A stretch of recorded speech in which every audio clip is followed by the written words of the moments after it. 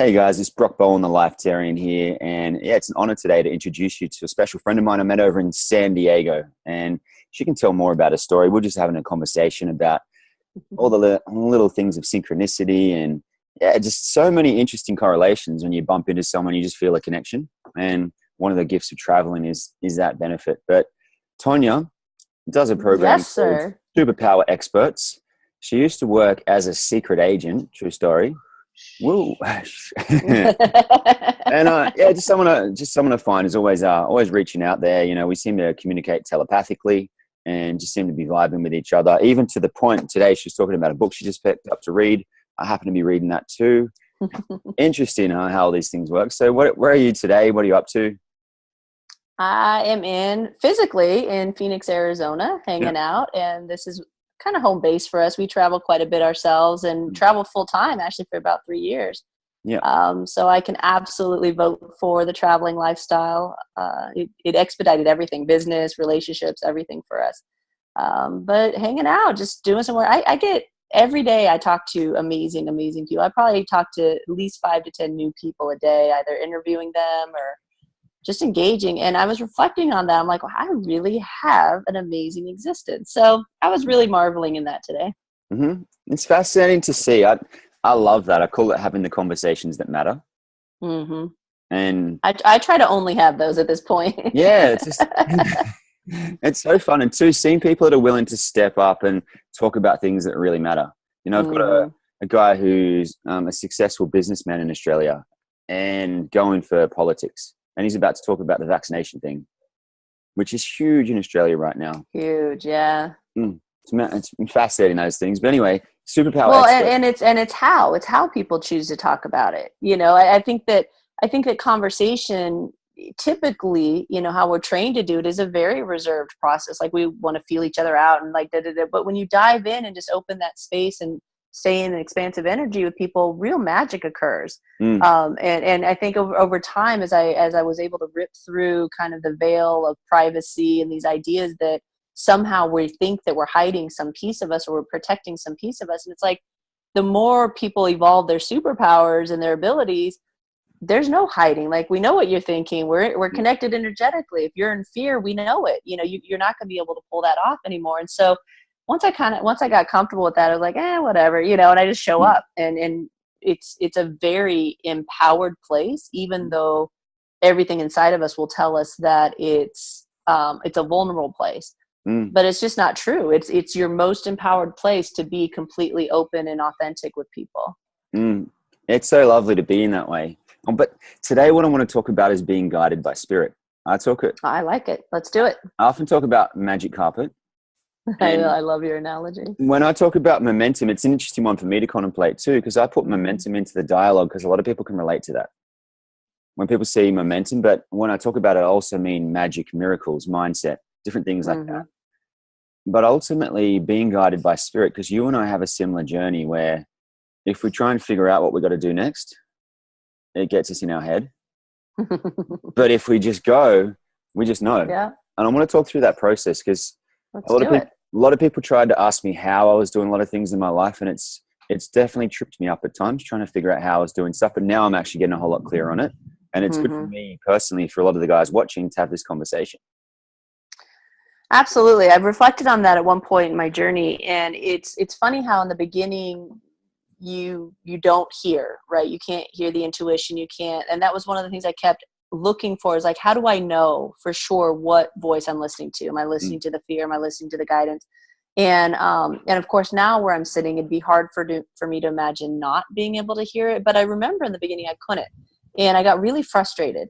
mm, And so first and foremost, I want to encourage people that what typically happens is if you're seeking like that being guided feeling, the biggest key is keeping the question open, right? mm, Because what'll happen is if you say, okay, well, what is this? Or what should I do next? Or where am I going? Or whatever, immediately our minds are very uncomfortable with openness and ambiguity and confusion. mm, So if the mind jumps in to fill that, then what happens is the mind can only bring forward information that it's already experienced or that it's seen other people experience, right? It's not an evolutionary tool, but mm, it cuts off that flow of energy because it doesn't like to be confused. So it wants to give an answer. The mm, second you do that, you don't hear guidance because there's no question, right? The question's been answered. Even if you let your mind go, I don't know, it's like there's no curiosity. And so I just tell people, stay curious. It may take a week in the beginning, maybe take 2 months in the beginning, but if you pay attention, you're getting a response. Somehow, some way. It may be in a book, it may be in a movie, maybe somebody who just walks by.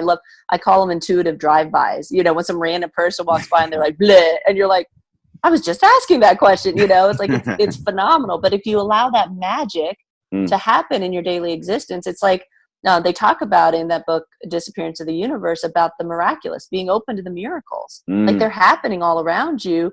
We just like to pretend that they're not. And then people are like, yeah, I'm just waiting for a miracle. And I'm like, but you just missed one, and you just missed another one, and you just missed another one while you were waiting for this big one. It's like that joke of the guy who's,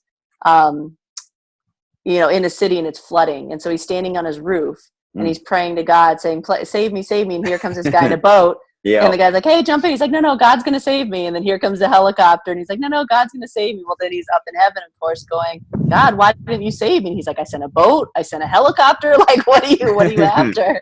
And I think, I asked somebody the other day, I said, what do you think's going to happen when you finally hear it? Like, when you finally get, what are you expecting? Trumpets and hallelujah and a chorus? And she kind of laughed and was able to see, like, oh, I've had this expectation of how that guidance was going to come. And I said, how about instead just asking how your guidance comes and being okay with that? Because I think we like to make it flashy, like, somebody appeared to me, or, I hear voices, or I talk to dead people, or whatever the flashier superpowers are. But some of us just know, and that's enough. That's where the guidance comes from. I had it a while ago. If I had noticed someone's eyes, or just like a little bit of space around them, and just a little bit of a different light, or just something, or my body would naturally turn. Oh, so interesting. I would do it a bit where I'd go actually just have a conversation with my body. And I'd be staying curious in my body. Let's go on some magical adventures today. And if I wanted to meet someone, for instance, say I want to bump into you in the future, which is all the now, I just ask my body to do it, and then I'd forget about it. Put it aside. I see that for you. Yeah, I don't have the same experience with my body that you do. In fact, that's a stage that came last for me, was the body piece. I think that I see your body like a tuning fork, kind of, so it's like you just kind of know, like yours is like it is like a compass of sorts, a guiding, like a dowsing rod. That's how you've utilized your body. And so you do some pretty magical stuff through your body. I love and I'm telling you, that information about how the body works and how we can work with it is the next frontier. So I always encourage the body people I meet, like, keep asking questions, keep pulling information out, because we don't know the half of it. Like, we are just beginning to chip at the surface of what our bodies represent. Yeah, for sure. Yeah. I'd imagine you're part of that. Yeah, definitely. We all got these little clues that we've come in with. For sure. Even the example you said before, about the guy waiting for the miracle. I've had it so many times. I take people out on adventures in nature, and say I'm climbing down a waterfall and I slip, my hand will always just grab onto something. There's always something there. And I think it's a great metaphor, because I want to talk in a second about, when people want to jump, they know that they're up to doing something different. They think they're crazy. Their family are even thinking about putting them in a mental institution. I've really had friends that have had that experience before. Yep. And I often like to use that metaphor, because a tangible thing is you jump and there is something to grab onto. But for a while there, it feels like, and just talking people through that process. That's a trust. That's amazing.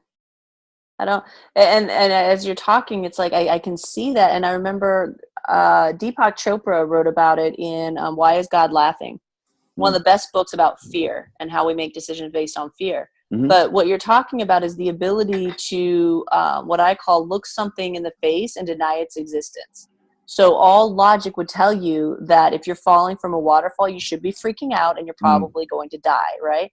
But you're able to stare that quote unquote version of reality in the face and go, no, like with such conviction, like it doesn't even enter your mind to question it, that of course events would naturally turn in the way that you're willing to assume are going to happen. And I see a lot of people stuck in the space of, yes, but this is real. It's like, okay, great. That's real. But so is this. And so is that. And so is this. Like, which reality do you want to associate with? you know, and just going at it from that perspective. And it takes a lot of conviction to do that. But for you, it's like, because of that, I wouldn't call it like the adrenaline thing, but you have a connection to the physical world because of that connection you have through the body. So you're able to push those limits and show the rest of us, hey, look, this is possible. You know, not because you're Superman, but because you chose to master that piece early on, and that conviction piece. I've seen that too when I've jumped off a waterfall before, where I was about to, my friend was witnessing me jumping off, and I would have hit the rocks. And I just said no, and I landed in the water. And I've heard many instances of it. You know, we can shake our hands and the clouds disappear.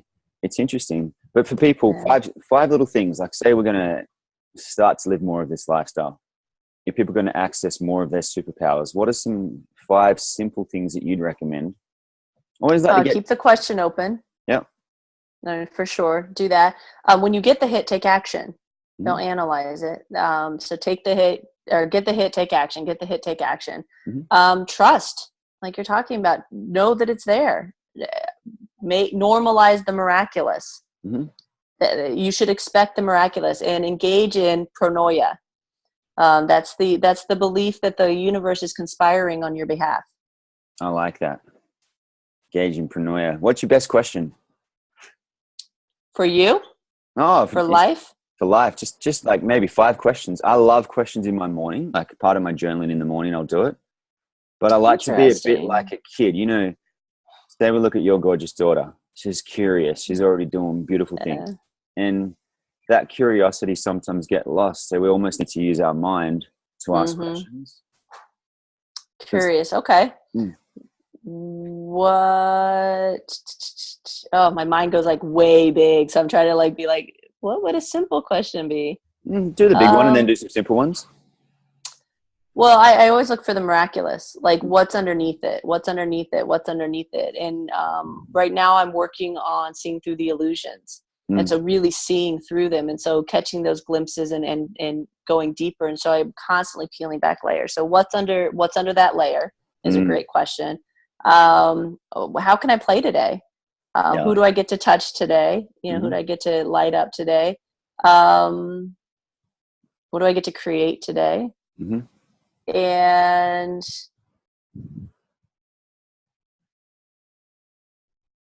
I just, who do I want to hug today? I spend a lot of time hugging, like even virtually hugging, just reaching out and that connect. I mean, that's the beauty of the net, you know, the Superpower net, is that that was the only way I could stay connected to everybody and keep doing what I was doing. And again, we build things because we're self-serving beings. So it's like I get to connect with these amazing people and stay connected. And so, you know, that's, I tap into the net a lot just to make sure that I'm feeling everyone and they're feeling me. It's an interesting one too. A lot of friends that do similar work, they have this thing. I had it with you in the Blue Mountains the other week. I was feeling a bit off. And then you messaged me, and it was so nice just to have that experience where we can be there for each other. I know coming from background in personal development, where it's like this, it's like, I always had to make fun of it because I've done it.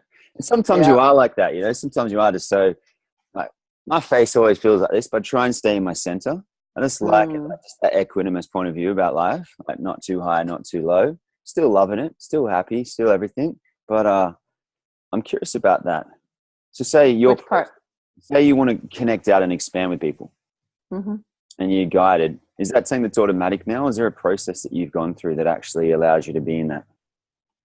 I would say it's automatic now, and there was a process, and the big part is like the steps that we went over earlier. I had to just trust it. So it's the taking action piece. When you get that little nudge that says, "Hey, reach out." I had a dream about a guy, and his dad was singing him this song, and I didn't know the guy well. I was just connected to him on Facebook, and it took everything I had to send that message and say, "I had this dream," da da da da da, and the emotional response that I received in return and the gratitude was so affirming, you know. And so take action when you get the hit and just trust. And it's like, really look at why would you not? What are you afraid of that would have you not doing that? And what are you denying somebody else because of your fear?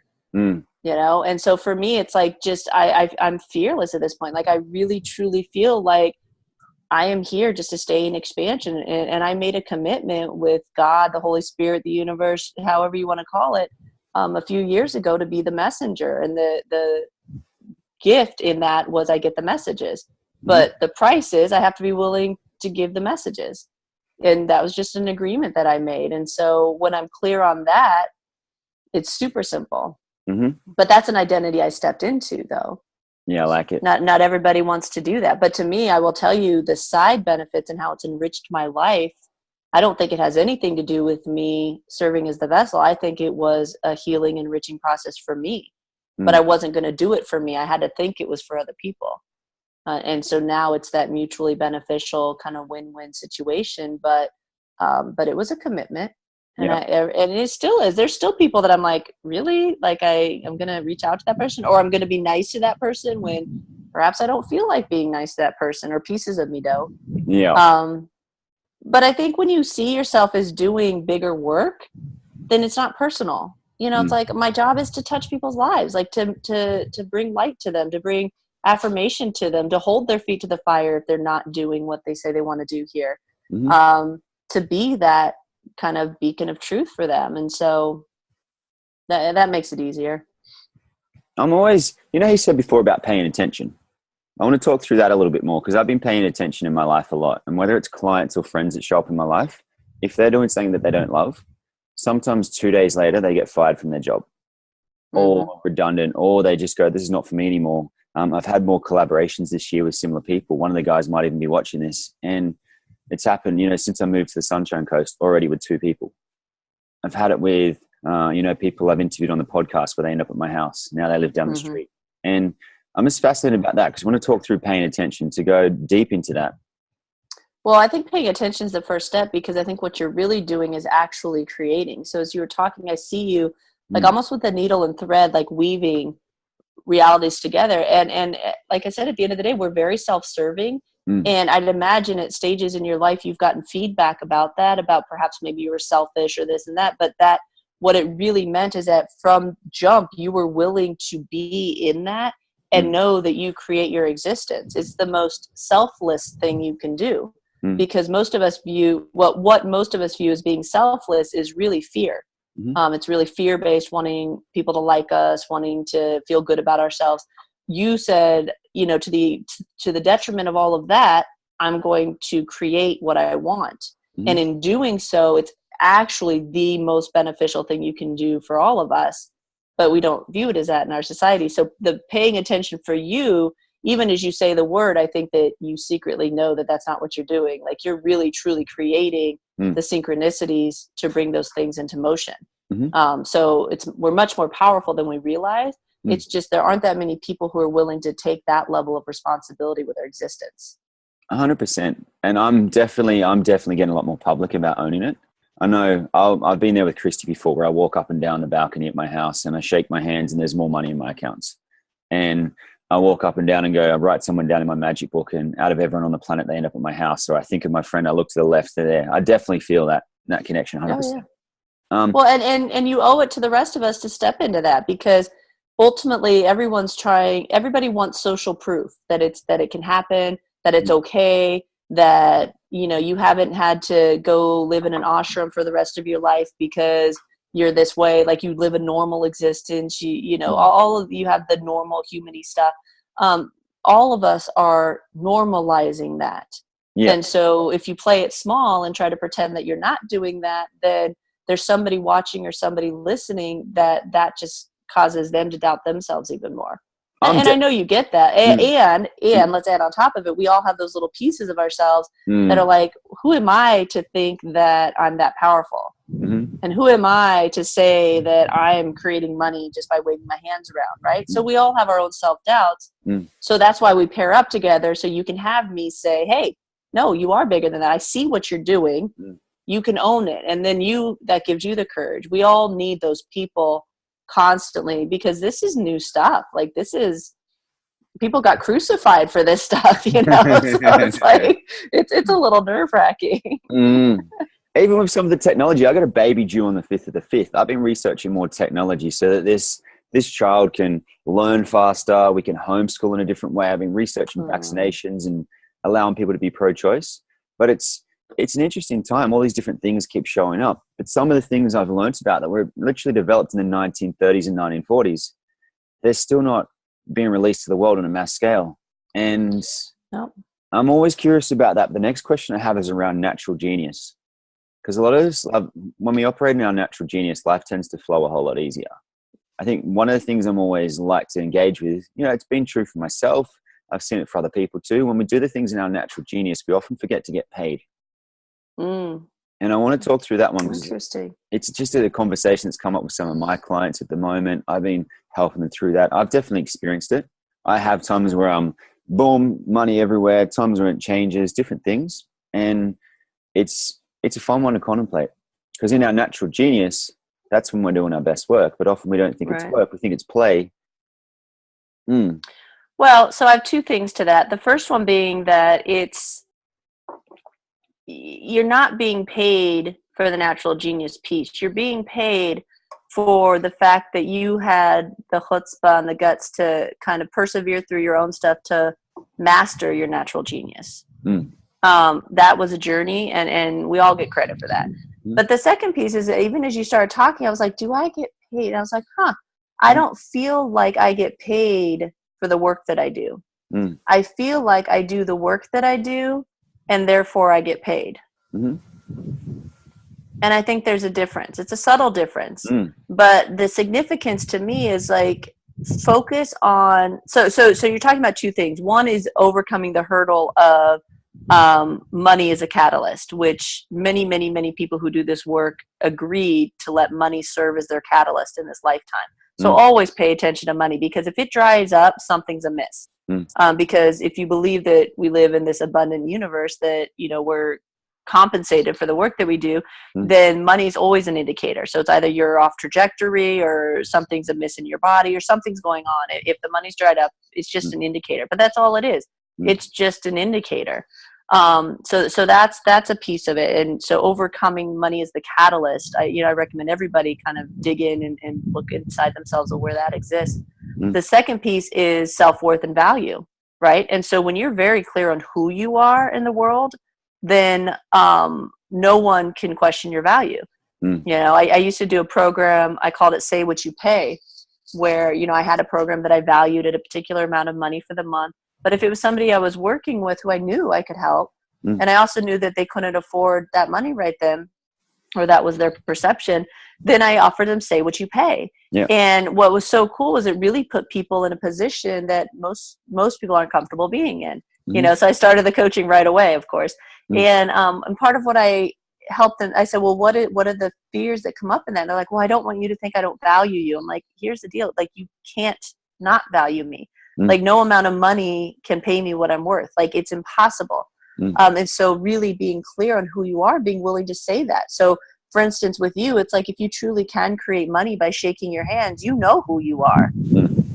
Nobody can pay you for that. However, you're doing your work in the world, and therefore the money's there. Right. And so viewing resources differently, I tell people, once you rise above the frequency of money, the rules all change. You can't work for money. It's impossible. Money just comes to you if you're staying in those higher vibrations. What I see most often than not are people dropping down. So they exist in what I call the abstract frequencies in every arena except for money or relationships or whatever that person's trigger happens to be. So for the money folks, what they'll do is they'll be creating, they have all this natural genius and all this stuff is happening. But the second they don't know how to pay a bill, they drop down and try to go beneath the frequency of money again. Well, it's not congruent with where the majority of them is sitting. They can't pull that off anymore. So then they get super frustrated because the process that they used to use to make money doesn't work anymore. And at that stage, it's like your only hope is to stay above the frequency of money, which means you have to be willing to look at that bill and be like, oh, it's going to get handled. Your job is, can you keep doing what you're doing in the frequency at which you were doing it and allow for that to happen? But most people can't. They get triggered and they drop down, and they don't even realize that they drop down out of that frequency. I like it. Good distinctions there. It's fun too, because I've had it with Christy, for instance, being in a beautiful relationship with Christy, now being a dad. where Mm-hmm. I'm there and I'm like, Christy, I know this is going to happen. Christy, I know. And I have to like just be so certain with her. And she's like, you sure? Yeah. I'm like, yep. And always, every single time, it always shows up. Has to. Yep. I like it. So next thing for you, I'm going to go in a second. I got to go for a session. We could talk all day. But 60 seconds to share with the whole planet, or 55 seconds I often like to use. I like that number 55. It means something to me. It seems to show up a bit. You got 55 seconds to share something with the whole entire universe, everyone on the planet, and potentially all the other dimensions too, wherever you want to speak to. They're all listening. Yeah, they're all listening anyway. It's cool. You got 55 seconds to share. What's the message you want to share right now with everyone? Okay, well, you'll have to hold me accountable to time because I don't really operate in that construct very well. But the I think I know the concept is that expansion and connectedness hold all the keys. Mm-hmm. When we get afraid, when we feel small, when we get triggered, our inclination is always to constrict. And that's the absolute worst thing you can do in those situations. Just stay in expansion, touch people's lives. We work with our daughter and we just say, hug the earth. Just imagine that you're hugging the earth. Get big, get as big as you can, because in that space, you really can be fearless. It creates the space for fluidity, and it also creates connection. If you're feeling disconnected, reach out and connect with somebody. In a legitimate way, not in the whiny way, make me feel better about myself, but really open your heart up to people and watch what occurs naturally from that space. No matter what problem you think you're having, expand out. Let your energy body, when I say expand, I mean imagine that you're bigger than your body, you're bigger than your house, you're bigger than the planet. Imagine you have this constellation body, you're literally a constellation in the sky. Get as big as you can imagine, and you'll touch everybody and be touched by people. Yep. And when you allow that in and be that vulnerable, it is by far the most powerful place we can exist from. And there you'll have the answers and everything makes sense. I like that. There you go. Boom. Boom. Drop the mic. Boom. I'm doing it on the full moon. I'm doing an energy expansion evening. I'm going to go with everything. Do it. Full moon. Really excited about it. If people want to find you, we can get you on again. I can jump on yours again. We're going to be doing things all around the world. I'm excited. Absolutely. I met Tonya in San Diego at a Superpowers evening. And it was such a pleasure. Just at the end, we had the opportunity to catch up. Then we went along and we caught up again the next day, which was magical. And yeah, I really appreciate you in my life. It's awesome. But if everyone else wants to find you, I'll put a link below. But, perfect. Yeah. If anyone else if this resonates, find us. Come join the net. Yeah. We're a lot of fun. So we'll make a link to that below. Any final comments you want to put before I hang up on you? I love you. I love you. I you. appreciate the time and the connection, and it's always magical. It's a pleasure. Hey, you just feel it. Like the thing I love about this, the reason why we do these different things, be it online or retreats or events, is that when we do get together, we expand. And I have a vision of 5 million of us coming together and going, cool, it's your turn to teleport. Go. Done. It's your turn to whatever it happens to be. And there's something about what I've noticed is when we get a lot of bodies together in alignment, things seem to happen a whole lot easier. It doesn't have to be. Oh, yeah. But it seems to be. You know who you need to have on here is Eric Weiland, one of our superpower experts. You want to talk about light bodies and energy and vibrations? That kid, he looks like he's like a 800-year-old shaman inside this like 20-some-year-old body. So yeah, he'll blow your mind, but he'll be fun. So connect us up if you like. Anyone else? I was just thinking about my friend Jason as well. Got to get him on your show. I love it. Yeah, all these different things. So many connections. See you soon. All right, love. Thank you. Yeah.